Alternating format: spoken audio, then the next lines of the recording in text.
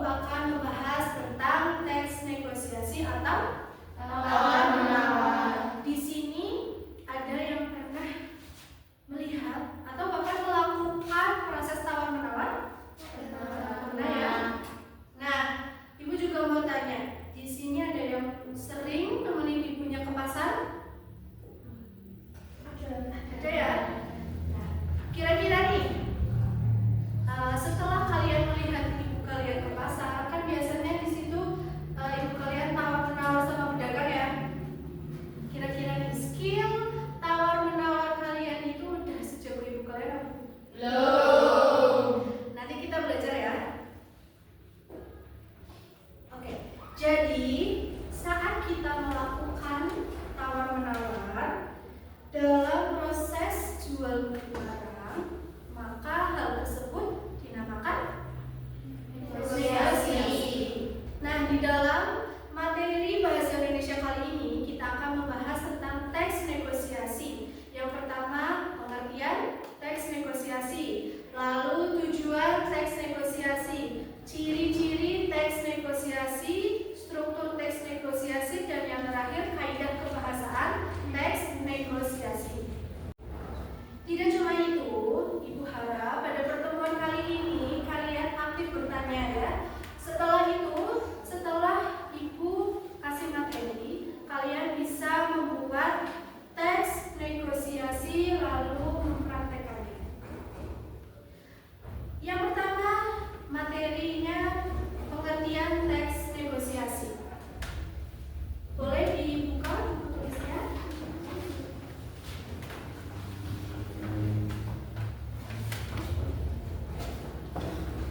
Ditulis ya, pengertian teks negosiasi. Merupakan teks atau tulisan yang berisi kesepakatan antara dua belah pihak dengan kepentingan berbeda. Sudah? Lalu kesepakatan apa sih yang dimaksud? Kesepakatan yang dimaksud bisa dalam berbagai keperluan. Contohnya seperti tadi yang ditanyakan, proses tawar-menawar di pasar tradisional. Tadi adalah pengertian dari teks negosiasi. Biasanya dalam kegiatan jual beli barang, pedagang ini ingin mendapatkan keuntungan, sedangkan pembeli ingin mendapatkan harga termurah. Jadi ketika itu terjadilah proses tawar-menawar untuk mencapai kesepakatan bersama. Selanjutnya, sehabis pengertian, kita lanjut ke tujuan teks negosiasi. Kira-kira dari kalian ada yang tahu tujuan teks negosiasi? Coba angkat tangan. Ya, Nelly. Apa Nelly? Untuk mencapai antara dua belah pihak yang memiliki kepentingan berbeda.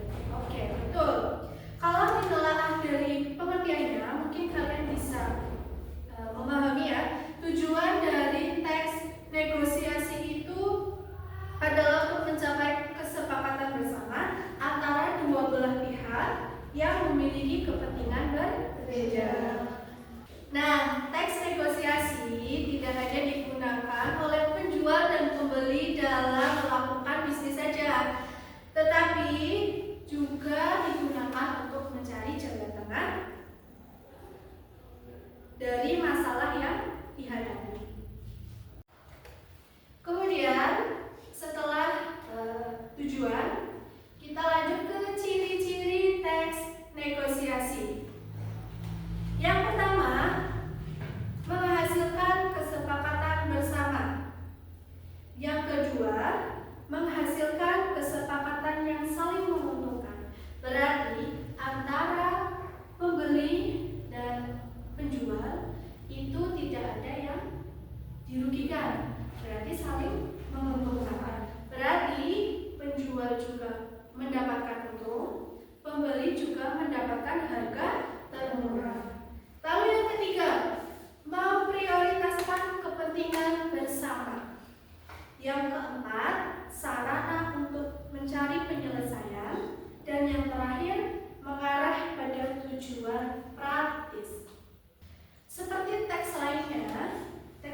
negosiasi juga memiliki unsur. Kira-kira unsur teks negosiasi itu apa aja? Ada yang tahu? Saya pun. Apa aja? Ada orientasi, permintaan, pemenuhan, penawaran, persetujuan, dan penutup. Oke, betul sekali. Yang pertama orientasi. Orientasi itu berada di awal, berada di awal. Contohnya seperti apa sih orientasi? Orientasi? Salam. Terus? Sapaan. Contohnya kayak gimana? Kalau di teks negosiasi. Halo, hai, terus permisi, selamat pagi, selamat siang, seperti itu ya. Lalu yang kedua, permintaan. Jadi di permintaan ini satu atau dua belah pihak mengungkapkan permasalahan. Permasalahan ini berupa keinginan yang ingin dicapai atau diselesaikan. Terus yang ketiga, apa majikan yang ketiga? Pemenuhan. Di bagian ini satu atau dua belah pihak dapat memenuhi sebuah permintaan atau tidak. Lalu yang selanjutnya penawaran. Nah, di penawaran ini adalah bagian puncak dari teks negosiasi. Karena apa? Karena di sini terjadilah proses tawar menawar antara kedua belah pihak. Selanjutnya persetujuan. Bagian ini ketika pihak satu dan lainnya sepakat atau setuju dengan keputusan hasil tawar menawar. Dan yang terakhir penutup. Jadi menandakan kalau negosiasi itu telah disepakati. Nah, setelah kita bahas struktur teks negosiasi dan yang terakhir ini kaidah kebahasaan. Kaidah kebahasaan teks negosiasi itu ada 3. Yang pertama, kalimat persuasif. Yang kedua, pasangan tuturan. Yang ketiga, kata yang menunjukkan kesadaran. Kaidah kebahasaan yang pertama, kalimat persuasif, yaitu kalimat yang sifatnya mengajak, membujuk, atau meyakinkan orang lain agar bersedia mengikuti apa yang dikatakan pembicara. Kemudian yang kedua, pasangan tuturan, merupakan sebuah tindakan saling memberi pesan dan respon antara kedua belah pihak dalam kegiatan negosiasi.